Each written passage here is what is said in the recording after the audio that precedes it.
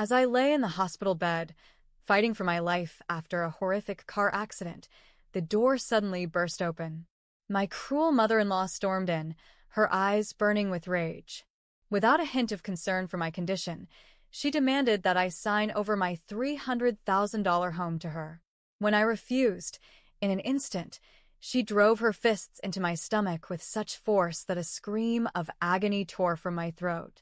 But the worst was yet to come. My 7-year-old daughter, terrified, rushed to protect me, but what my mother-in-law did to my innocent daughter was even more heartbreaking. My name is Nancy Carter, and I am 43 years old. I have been married to Adam Carter for over 10 years, and we have a beautiful 7-year-old daughter, Lily. From the outside, our family seems perfect. Adam is a hardworking and caring husband, and I have dedicated my life to creating a warm, loving home for our daughter. But behind closed doors, life in this house is far from peaceful. The reason? Vivian Carter, my mother-in-law. Vivian has always made it clear that she never wanted me as her son's wife. From the moment I married Adam, she treated me like an outsider in my own home. No matter what I did, it was never enough for her. If dinner was perfect, she would complain about the way I set the table. If I cleaned the house, she would point out a speck of dust I missed. She acted as though I was a guest in her son's house, constantly reminding me that this was Adam's home, not mine. It didn't matter that Adam and I shared responsibilities, that we were building a life together. To Vivian, I was nothing more than an inconvenience. Adam, ever the peacemaker, always told me to ignore her. She's just set in her ways, Nancy. Don't let her get to you. He loved his mother, and I didn't want to come between them, so I endured it. For years, I endured it. But Vivian wasn't just controlling. She was possessive. She believed Adam belonged to her, and she saw me as the person who had taken him away. She never accepted that Adam had his own family now, and she made sure I felt unwelcome every single day. Even our daughter, Lily, wasn't spared from Vivian's harsh attitude. If Lily played too loudly, Vivian would snap at her. If she left her toys in the living room, Vivian would scold her for being messy. I did my best to shield my daughter from her grandmother's cruelty, but I could see the confusion in Lily's eyes. She couldn't understand why her own grandmother treated her mother with such coldness. And yet, through it all, I stayed silent. I told myself that as long as Adam was with me, as long as Lily was happy, I could bear Vivian's bitterness. But I had no idea what was coming. I had no idea that everything was about to change. For years, I lived under Vivian's control, enduring her constant insults, manipulation, and belittling comments. But then, something happened that changed everything. I received an inheritance that gave me the power to break free. My father passed away, leaving me a house worth $300,000 in his will. It was a beautiful 2-story home in a quiet neighborhood, a place filled with childhood memories. More than just a house, it was security for me and Lily, a chance for a new life. The moment the inheritance was finalized, Vivian's attitude shifted drastically. For the first time in years, she stopped insulting me. She started acting strangely sweet and concerned, pretending to care about my future. But I knew her kindness wasn't real. One evening, as I was sitting in the living room folding laundry, Vivian casually brought up the inheritance. "Nancy, dear, have you thought about what you're going to do with that house?" she asked with a forced smile. I immediately tensed. I knew this was leading somewhere dangerous. I planned to keep it. It's Lily's future. Her eyes darkened for a split second, but she quickly forced her smile back. "Oh, sweetheart, that's a lot of responsibility for someone like you. Managing property isn't easy, you know." I knew exactly where this was going. "I'll manage just fine," I said firmly. Vivian sighed dramatically and leaned in, lowering her voice. "Listen to me, Nancy. The smartest thing you can do is put the house in Adam's name. That way, we can handle it properly as a family." There it was, the real reason behind her sudden concern. "We?" She didn't mean Adam. She meant herself. I took a deep breath, forcing myself to stay calm. "No, Vivian. This house was my father's gift to me and Lily. It stays in my name." Her smile vanished instantly. She leaned back, crossing her arms, her fake kindness dissolving into cold irritation. "You're making a big mistake, Nancy," she said sharply. "You don't know how to handle something like this. You need someone smarter, someone who knows how to take care of property. Adam, and I can make sure it's used properly." I shook my head. "I appreciate your concern, but I don't need anyone managing my home for me." Her lips pressed into a thin line, and she stood up abruptly. "You'll regret this." With that, she turned and left the room.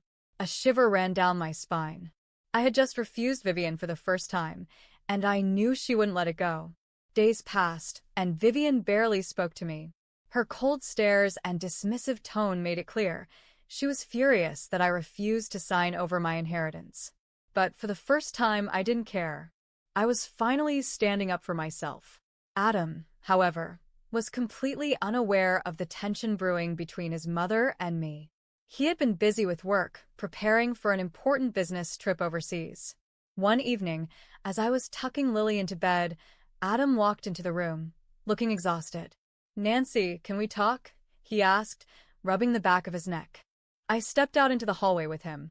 "Is everything okay?" He sighed. "I just got word from the company. I have to leave for an urgent business trip for at least 2 weeks." My heart sank. Adam had always been my shield against Vivian. While he never fully realized how manipulative she was, his presence kept her in check. With him gone, I would be left completely alone with her. "Do you really have to go?" I asked, my voice barely above a whisper. He reached for my hands, holding them gently. "I wouldn't leave if it wasn't important, Nancy. This deal could set us up for years to come." I looked into his warm, reassuring eyes, knowing I couldn't be the reason he turned down such a huge opportunity. I forced a small smile. "I understand. You focus on your work, and I'll handle things here." He kissed my forehead. "That's why I love you, Nancy. You always support me." From the corner of the hallway, Vivian was watching us. The moment Adam confirmed his travel plans, I noticed something shift in her expression. There was a glint in her eyes, a look of opportunity. I tried to shake off my discomfort, but deep down, I knew something was coming. Vivian had just been given the perfect chance. Adam was leaving, and for the first time, I would be completely vulnerable. And I had no idea just how far she was willing to go. Adam left early the next morning, kissing me and Lily goodbye before heading to the airport. As he walked out the door, I felt a strange sense of unease settle in my chest. Vivian barely acknowledged his departure. She simply stood by the kitchen counter, sipping her coffee, her eyes flickering toward me with something indecipherable lurking behind them. I ignored it. I had more important things to worry about, like getting through the next 2 weeks without Adam around. That evening, I decided to take Lily with me to the grocery store. She had been asking for her favorite chocolate chip pancakes, and after the tense morning with Vivian, I figured a little mother-daughter time would lift both our spirits. "Come on, sweetheart," I said, grabbing my car keys. "Let's go get your favorite snacks." Lily beamed, grabbing her little jacket and skipping toward the car. Yay. Pancakes for breakfast. We got into the car, and I buckled her into the back seat before starting the drive to the store. The ride was peaceful. Lily sang softly to the radio, swinging her legs happily. For a brief moment, I let myself relax. Maybe today would be okay. I pulled into the grocery store parking lot, finding a spot close to the entrance. "Okay, Lily, stay in the car while I grab the basket," I told her. "I'll be right here." She nodded, swinging her feet as she waited. I unbuckled my seatbelt and stepped out of the car, closing the door behind me. And then everything happened too fast. Out of the corner of my eye, I saw it, a dark-colored car speeding straight toward me. I barely had time to react before. Crash. The force of the impact sent me flying backward, slamming onto the hard pavement. A sharp, blinding pain tore through my body. For a second, I couldn't breathe. Everything was a blur, screeching tires, distant gasps, and the sound of a little voice screaming my name. "Mommy." Through the haze of pain, I heard Lily's panic screams. "Help. Somebody help my mom." I tried to move, but my body wouldn't respond. A burning pain spread through my ribs and legs. I wanted to reassure her, to tell her I was okay, but I couldn't even lift my head. People rushed toward me, grocery store employees, a few customers. "Call an ambulance," someone yelled. A man knelt beside me, checking my pulse. "Ma'am, stay with us. Help is on the way." Through the blurry edges of my vision, I saw Lily sobbing, her tiny hands clutching my arm. "Mommy, wake up. Please." A woman, possibly a store manager, gently pulled Lily back, rubbing her back soothingly. "It's okay, sweetie. We're getting help." Moments later, sirens blared in the distance. The paramedics arrived quickly, assessing my injuries before carefully lifting me onto a stretcher. "Possible broken ribs and leg fractures," one of them said. "She needs immediate transport." Lily refused to leave my side. "I want to go with my mommy," she cried, gripping my fingers tightly. One of the paramedics nodded gently, letting her climb into the ambulance with me. As the ambulance door shut, the last thing I saw was Lily's tear-streaked face. Then everything faded to black. Pain. That was the first thing I felt when I woke up. A dull, aching pain radiated from my ribs, spreading down to my legs. I tried to move, but my body refused to cooperate. Blinking against the harsh fluorescent hospital lights, I slowly became aware of my surroundings, the steady beeping of machines, the soft humming of nurses outside my room, and most importantly, the small, warm hand clutching mine. I turned my head slightly, wincing at the sharp pain in my side. Lily. She was sitting beside my hospital bed, her small fingers wrapped tightly around mine, her face pale and streaked with dried tears. The moment she saw my eyes open, she gasped, "Mommy." Relief flooded her voice, and before I could say anything, she leaned forward, hugging my arm as gently as she could. "I was so scared," she sniffled.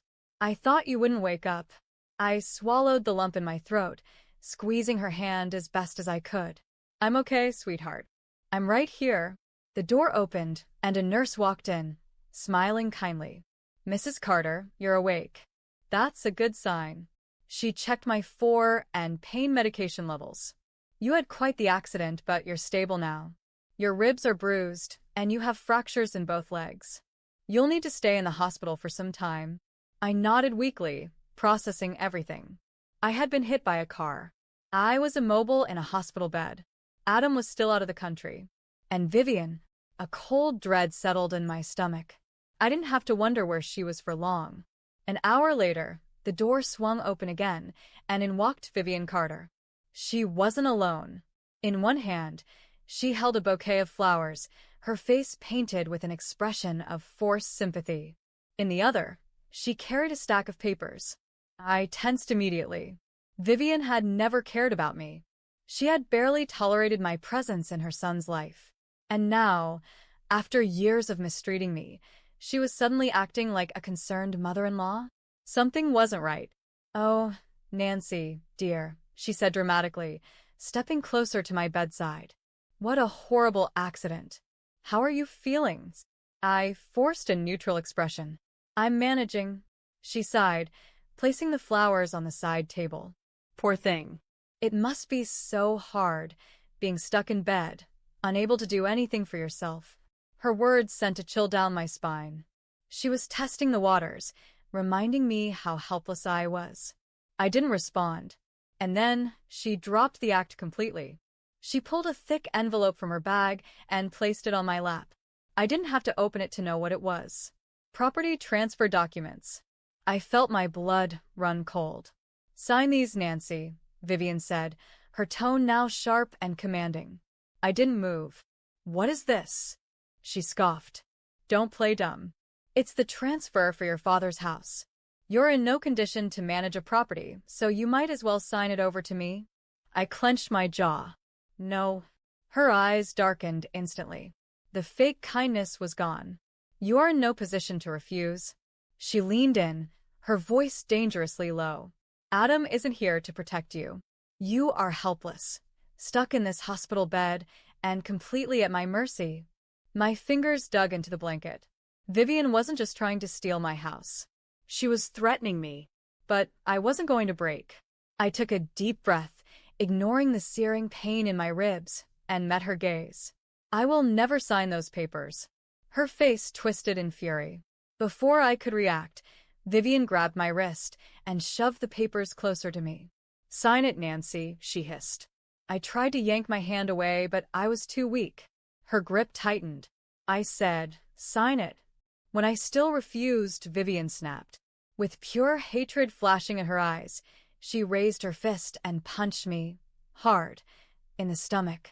A wave of unbearable pain shot through my broken body. I gasped for air, my vision spinning. I could barely process what had just happened. And then, I heard Lily's terrified scream. Stop. Leave my mom alone. Lily had been standing at the door, holding a small juice box. Her face was pale with fear, her tiny body shaking. She dropped her juice and ran toward me, trying to shield me with her little arms. Help! Someone help my mom, she screamed at the top of her lungs. Vivian whirled around, panic flashing in her eyes. But it was too late. The hospital door burst open. A nurse and 2 security guards rushed in, their eyes widening at the scene. Step away from her, the nurse shouted. Vivian tried to compose herself, forcing a fake smile. This is a misunderstanding. I was just. But the security guards weren't buying it. One of them grabbed her arm, pulling her away from my hospital bed. Ma'am, you just assaulted a patient in a medical facility. You're being detained. Vivian struggled, thrashing in their grip. You can't do this. I was just trying to talk some sense into her. One of the nurses immediately called the police. We need officers at the hospital immediately. We have an assault case in progress. Within minutes, 2 uniformed officers entered the room, their eyes locked onto Vivian. What's going on here? One of them asked. The nurse gestured toward me, still gasping in pain, and the security guards holding onto Vivian. She punched our patient and was trying to force her to sign documents. We have multiple witnesses. One of the officers pulled out a pair of handcuffs. Ma'am, you're under arrest for assault and coercion. Vivian's face drained of color as they locked the cuffs around her wrists. No. You can't do this to me. I'm Adam's mother. The officer ignored her protests, leading her toward the door. As they dragged her away, she turned one last time, her eyes filled with fury. Adam will never forgive you for this, Nancy. You'll pay for this. I met her gaze, feeling no fear, no regret, only relief. No, Vivian, I whispered. This time, you're the one paying. The door slammed shut behind her. And for the first time in years, I finally felt safe.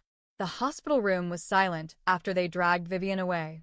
I could still hear her screaming in the hallway, fighting against the security guards, but the sound grew fainter as they took her further away. I let out a shaky breath, my ribs burning with pain, but at that moment, all I could focus on was Lily. She was still standing beside my bed, her little hands clenched into fists, her big brown eyes filled with fear and confusion. I reached for her hand, pulling her close. It's okay, sweetheart, I whispered, stroking her hair gently. She's gone. She can't hurt us anymore. Lily sniffled, burying her face against my shoulder. I was so scared, Mommy. I closed my eyes, swallowing the lump in my throat. She shouldn't have had to see that. She shouldn't have had to watch her own grandmother turn into a monster. But at least now it was over. The nurse checked my vitals, making sure I was stable, before finally giving me some privacy. I took a deep breath and reached for my phone. Adam needed to know. I dialed his number, my hands slightly trembling. It rang twice before he picked up. Nancy? His voice was slightly groggy, a sign that I had just woken him up in the middle of the night. Is everything okay? What's wrong? I took a shaky breath. Adam, I need you to come home. Now? There was a pause. Then his voice immediately sharpened. What happened? I closed my eyes, feeling tears welling up. Your mother, she attacked me, Adam. In the hospital. Silence. I could hear him breathing heavily on the other end. When he finally spoke, his voice was low and dangerous. What did she do? I swallowed hard. She tried to force me to sign over my house. When I refused, she hit me. She would have done more if Lily hadn't screamed for help. Another long, heavy pause. And then I heard movement. "I'm booking the first flight home," Adam said, his voice sharp with fury. "Stay where you are. I'll be there soon." Less than 24 hours later, Adam burst into my hospital room. He looked exhausted from travel, but his eyes burned with anger and concern. "Nancy," he said, his voice softening as he rushed to my side. He took my hand, his thumb brushing gently over my knuckles. "Are you okay?" I nodded weakly. "I will be. But Adam, she's gone too far this time." His jaw clenched. "Where is she now?" I exhaled slowly. "She's in police custody." I pressed charges. He stared at me for a long moment, then nodded. "Good." There was no hesitation, no denial, no excuses. For the first time, I saw it in his eyes. He was done protecting her. Adam sat beside me, his grip on my hand firm and reassuring. "She's going to pay for this," he said quietly. "We'll make sure of it." I looked at him, uncertain. You believe me?" His gaze softened. "Nancy, I've always believed you. I just never thought she would go this far. But I see it now. I see exactly who she is." I swallowed hard, relief washing over me. "I want her to face real consequences, Adam." My voice was firm now. "I'm pressing full charges. I want her to pay for everything she's done." He nodded. "Then we'll get the best lawyer. I'll handle everything. She won't get away with this."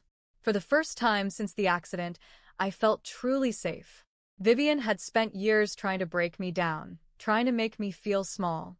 But now, I had something she could never take away: justice. And I was going to make sure she paid for every single thing she had done. With Adam fully on my side, I finally felt like I had the strength to fight back. The very next morning, Adam contacted one of the best lawyers in town, Emma Reynolds, a sharp, no-nonsense attorney who specialized in domestic abuse and fraud cases. When she arrived at the hospital to meet me, she got straight to the point. "Nancy, I've reviewed the security footage and the medical reports," she said, flipping through a thick file. "Your mother-in-law isn't just facing assault charges.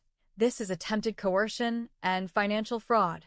We have enough evidence to ensure she gets the maximum sentence." Adam sat beside me, his jaw clenched tightly. "I want her prosecuted to the full extent of the law," he said firmly. "No leniency. She has to pay for what she did to my wife."